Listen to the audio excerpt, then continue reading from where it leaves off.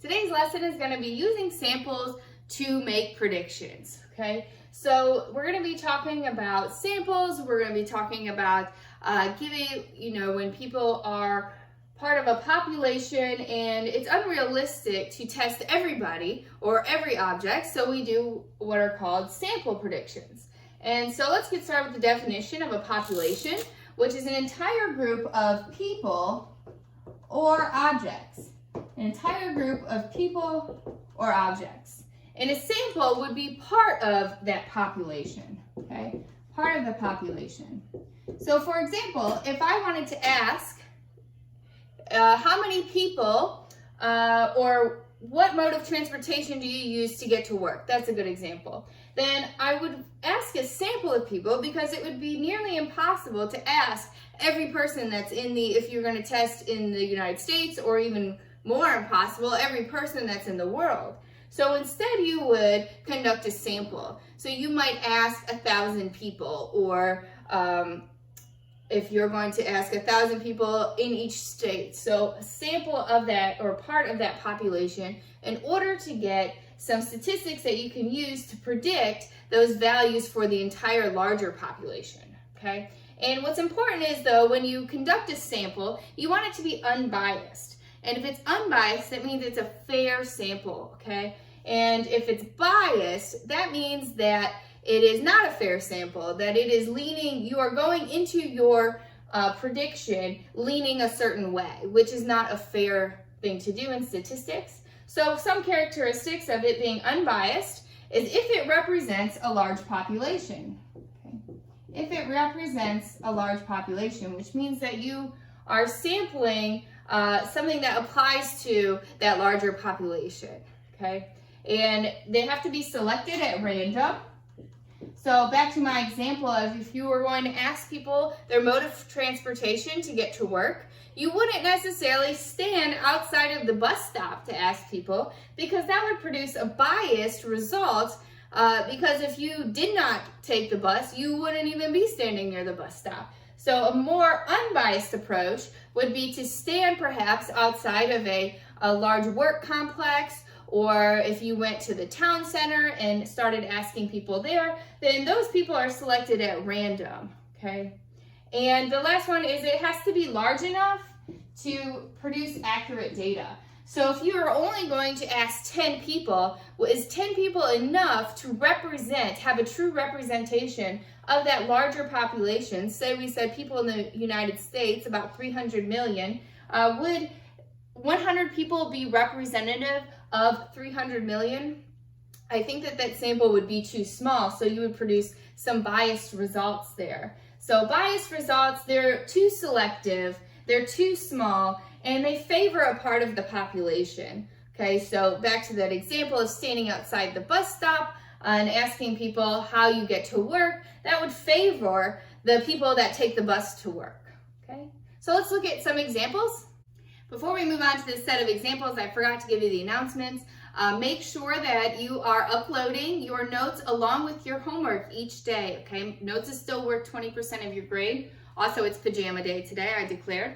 And lastly, RenWeb is still going to be our official method of grading. So you may see a grade on Google, which will be slightly different than a grade that you see on RenWeb, because it does not use the same formula to calculate your grade. And the formula that I prefer is the one on RenWeb, and that's still the school's official grading. So I think we're saying to check it every Monday. Every Monday will be up to date. And so use RenWeb, not Google. All right, let's look at these examples. I want to know, are they biased or unbiased? Why? So the first one, Casey surveys his soccer team to ask for their favorite sport, okay? This here would produce a biased result because he's only asking people that are on his soccer team. So if they're on the soccer team, then they're already going to have an inclination to choose soccer as their favorite sport. Okay, so this would be biased because they would likely say soccer. Okay, so this would be a favorable bias towards soccer. In the next example, an airline conducts a survey asking if every 10th person that walks into the airport, if they prefer to check their luggage or to carry on their luggage.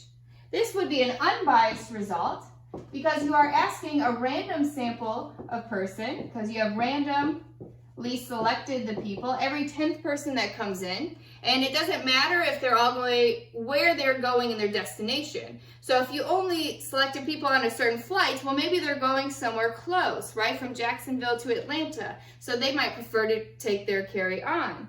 Or if you have people that are going to China across the world, then they might be taking a larger bag, so of course they would choose to check their luggage. So in order to get that unbiased sample, you want to randomly select your people that come in, okay? And you're also unbiased because you're going to end up with a large sample. There are thousands of people that go through the airport every day, so if you select every 10th person, then you should end up over a period of time to have a large enough sample to represent the population, okay? The next one, Imani surveys her math class to approximate the number of students with part-time jobs. This here would be a biased sample because Imani, we don't know what grade she's in. Perhaps she's in 6th grade, where students are only 11 and 12 years old. So you would have a biased sample here of students that aren't even old enough to be able to have a part-time job. Whereas if you were to sample some 8th grade students that are 13 and 14, they can have a part-time job. So this would be a biased sample, and also it's just too small of a population, too small, and it would be too favorable to the younger students, okay? Mr. Connor surveys the 7th grade parents about communication preferences for the entire school. So is that a fair and unbiased sample? No, this would also be biased because you're only testing a selective group. You're only looking at the 7th grade parents because you're only asking the 7th grade parents.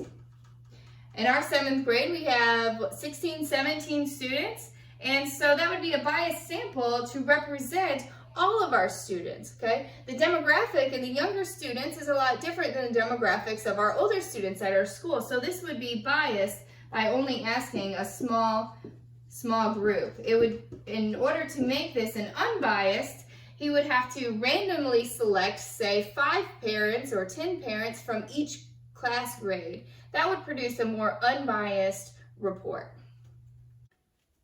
We can then use our samples to predict outcomes, using unbiased samples to make predictions of a larger population.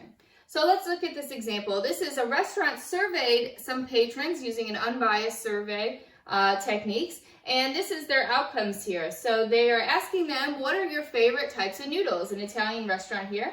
So 72 people preferred spaghetti, 21 linguine, 18 macaroni, and 39 chose rigatoni. Okay. In our first example, let's find the percent of spaghetti or macaroni. So remember that in order to find the probability, okay, I want to know is going to be your number that are favorable over your sample space. Remember, the sample space is the total, the sample total. So in order to get that total here, we need to add all of these up. 72 plus 21 plus 18 plus 39 to get a total of 150 people that were surveyed, okay? So the percent that chose spaghetti or macaroni, well, the number of favorable, I need to add those together. Remember that word or means you're going to add them together. So spaghetti here is 72 or macaroni 18. So you would add 72 plus 18 out of 150. 72 plus 18 is going to give you 90 out of 150. To come up with a percent, all you have to do is divide, multiply by 100. Remember, our rule is to go from percents to decimals to fractions. And you should get approximately 60%. So 60% of people prefer either spaghetti or macaroni. Okay.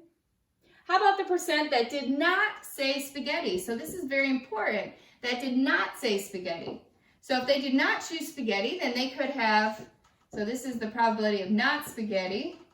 I'll abbreviate. And so their other options is they either chose linguine, macaroni, or rigatoni. So we need to add those up. The linguine, 21 favored, and 18 favored macaroni, plus the rigatoni, which is 39. Out of, my sample space is not going to change. I still surveyed 150 people.